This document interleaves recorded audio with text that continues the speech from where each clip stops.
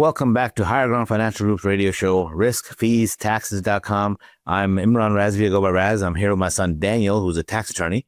Yeah, we're going to uncover some interesting things for you on the show just to help you understand things a little better, because our whole purpose is to give you more information to make better decisions. So go to our website, riskfeestaxes.com, to schedule a free video call with our team to learn more on how to minimize those three killers in your retirement. Riskfeestaxes.com. So right now we're going to talk a little bit about insurance. We get a lot of questions about insurance. I've heard bad things about insurance. I hate insurance companies. Insurance companies don't pay out.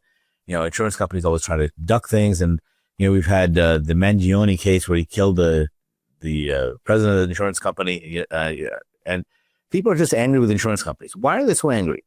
Well, one of the things is all of us are affected by either health insurance or car insurance, because we kind of have to have it, right? And when you have car insurance or health insurance, those are kind of negotiable in damages, right? So if you get sick, they can delay, they can say that's not covered, or this price is too high, or blah, blah, blah. There are lots of different excuses. And many insurance companies do deny cases, and then wait for you to appeal them, and then they pay them on appeal, or they lowball offer. Because there's room for interpretation. They're like, well, we'll help this health condition, but only up to this amount, and only if these conditions apply, and so on and so forth. And then maybe there's a pre-existing condition, maybe there's this, that, or the other thing, or you can go into a different state or a different county and pay less. There's lots of different loopholes that they can go through, and that's what makes people angry. When people are angry, they say, "Oh, all insurance companies are bad." But think about the same thing. What if you bought a Yugo back then, and you wouldn't stop buying cars? No, it's just that car was a bad car, but there's lots of cars that are good cars. So, or Pinto. Pinto, yeah. Ford Pinto, right? Is the one that was exploding? Right. Yeah. So the whole thing is insurance has, all you're doing is insuring against a loss, right? Health insurance. And lately, health insurance is no longer insurance. Health insurance is health care. Why? Because it's guaranteed coverage. So it doesn't matter how sick you are, you can get coverage, which is kind of disrupts the whole idea about insurance. Because if insurance company has to take that risk, they're going to raise everybody's rates. Imagine trying to buy insurance for your house while it's already on fire. You think they're going to cover it against fire damage? Well, no. Insurance is insuring against a risk that something might happen. Right, but health insurance don't like that anymore. Health insurance, your house could be burning down. If it's hell, they still have to insure it. That's the problem. That's why all of us end up paying much higher. That's one of the reasons. Lots of reasons why health insurance got expensive and out of control, but we're not going to focus on that so much. So what about other types of insurance in the investment world? We talk about annuities on here a lot. Annuities are a type of insurance. It's insurance against living too long. They're going to pay you a certain payment.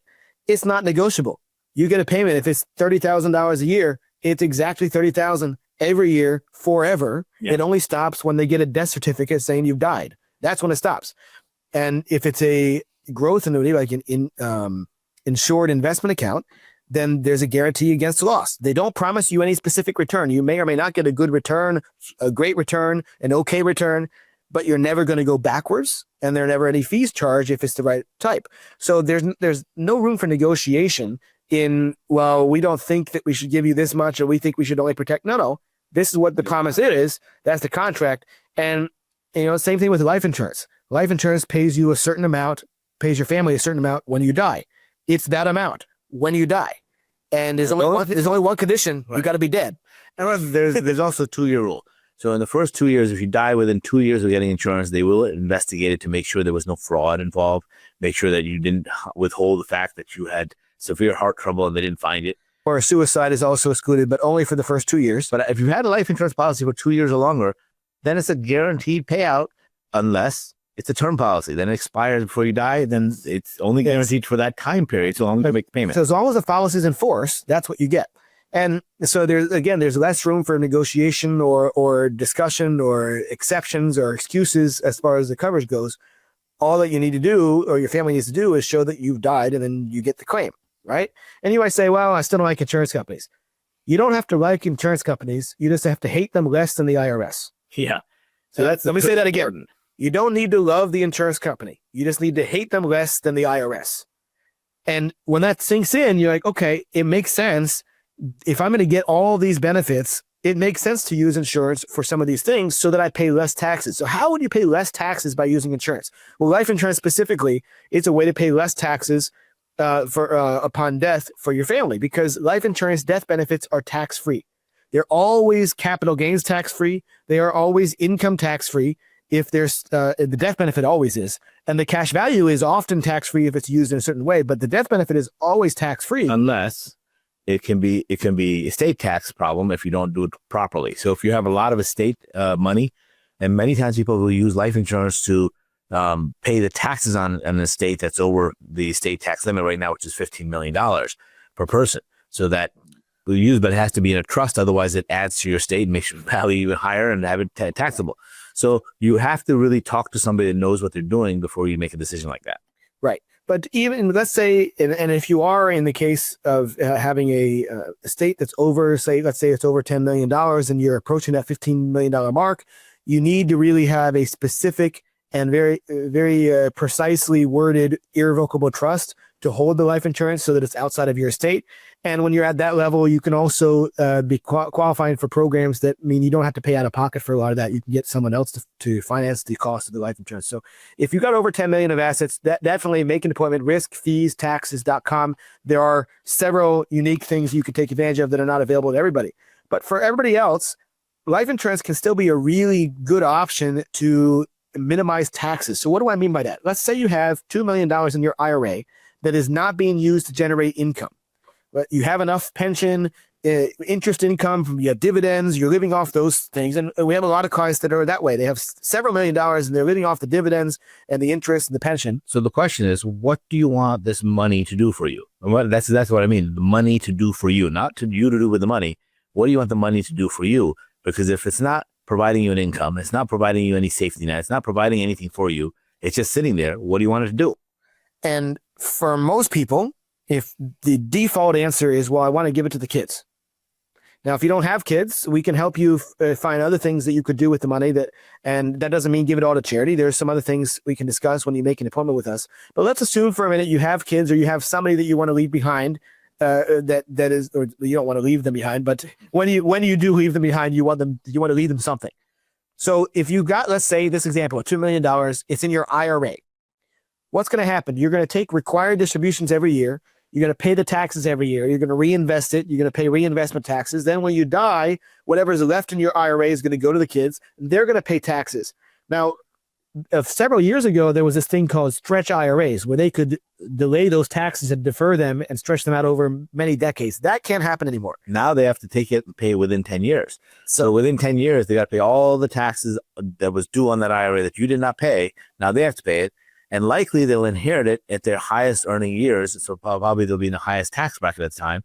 And most everybody we talk to really believes that taxes are not going to stay this low. They're going to go up over time. And so you're leaving a massive tax burden for the kids. Is there a better way?